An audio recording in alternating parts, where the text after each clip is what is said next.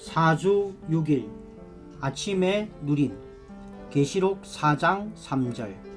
앉아 계신 분의 모양은 벽옥과 홍보석과 같았으며 그 보좌 주위에 있는 무지개의 모양은 녹보석과 같았습니다. 요한계시록 21장 11절. 그 성에는 하나님의 영광이 있고 성의 빛은 가장 귀한 보석과 같은데 벽옥과 같고 수정처럼 맑았습니다. 변화의 목표는 부활하시고 영광스럽게 되신 그리스도와 동일한 형상으로 변화되는 것이다.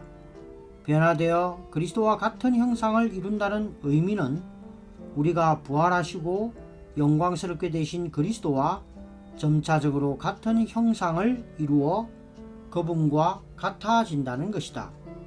우리가 주님의 영광을 바라보고 반사할 때 주님은 그분의 존재와 그분께서 성취하신 것의 요소를 우리에게 주입하시고 우리 안에 분배하신다. 결국 우리는 그분의 생명의 능력과 그분의 생명의 본질을 통해 점점 신진대사적인 변화를 거쳐 그분의 생명의 형상을 갖게 된다. 또한 우리의 생각이 새롭게 됨으로써 점차적으로 그분의 형상으로 변형된다. 오늘의 읽을 말씀. 카네이션의 씨앗은 생명의 본질에 의해 생명의 능력을 통하여 성장할 때 특정한 모양을 갖게 된다. 신성한 생명도 그와 같다. 신성한 생명은 본질과 능력과 모양을 가지고 있다. 신성한 생명의 모양은 그리스도의 형상이다. 그러므로 우리가 그리스도의 생명의 본질에 의해 그분의 생명의 능력을 통하여 성장할 때 우리는 점차적으로 그리스도의 형상, 즉 부활하시고 영광스럽게 되신 그리스도의 형상으로 변화된다. 하나님은 그분의 맏아들을 기반과 본과 요소와 수단으로 하여 많은 아들들을 산출하고 계시며 이렇게 산출된 많은 아들들은 하나님의 맏아들을 믿고 그분과 하나로 연결된 많은 믿는 이들이다. 그들은 생명과 본성에서 그분과 정확히 똑같고 그분과 같이 그들도 인성과 신성을 모두 소유한다.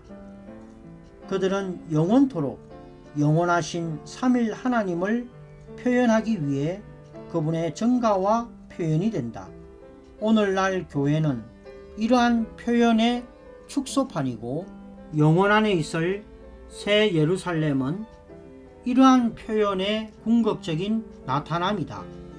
하나님께서 우리를 미리 정하신 것은 단지 우리를 거룩하고 영적이고 성리하게 하려는 것이 아니라 우리를 그분의 아들들과 완전히 똑같은 형상을 갖게 하려는 것이다. 이것이 하나님께서 영원 과거에 정하신 우리의 운명이다. 같은 형상을 이루는 것은 변화의 최종 결과이다. 이것은 우리의 내적인 본질과 본성뿐 아니라 우리의 외적인 모습을 바꾸는 것까지 포함하는데 그 목적은 우리를 하나님 사람이신 그리스도의 영광스럽게 된 형상과 걸맞게 되게 하는 것이다. 그분은 원형이시고 우리는 대량 재생산이다. 요한계시록에서 보좌에 앉으신 하나님은 벽옥처럼 보이신다. 또한 21장 18절에서 요한은 그 성의 성벽이 벽옥으로 되었다고 말한다. 이 두 구절은 새 예루살렘이 하나님처럼 보인다는 것을 말한다. 그 성은 하나님의 단체적인 표현이 될 것이다. 하나님께서 단체적인 표현을 갖는 것은 사람의 창조에서 암시되었다. 창세전에 하나님은 우리를 아들의 자격에 이르도록 예정하셨다.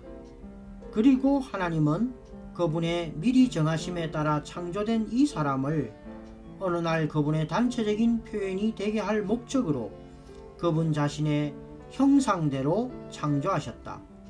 그 날은 아직 오지 않았다. 내 시대 곧 족장 시대와 율법 시대와 은혜 시대와 왕국 시대가 끝날 때 우리를 맏아들과 같은 형상이 되게 하는 하나님의 일이 완성될 것이다. 그때 우리는 하나님의 형상을 지닌 살아있는 단체적인 실체가 될 것이다. 새 예루살렘은 단체적인 표현인 모든 아들들의 총체이다. 그것은 구약과 신약의 모든 시대 안에서 하나님께서 구속하신 사랑스러운 모든 성도들의 구성체이다. 그들은 이 거룩한 성, 즉 신성한 아들의 자격의 총체의 구성 성분이 되어 하나님께서 그분의 형상대로 사람을 창조하신 것이 가리키는 것처럼 하나님을 단체적으로 표현함으로 그분의 마음의 갈망을 이룰 것이다. 요한계시록 21장과 22장은 창세기 1장 26절 곧 하나님께서 그분의 형상대로 사람을 만드신 것의 성취이다.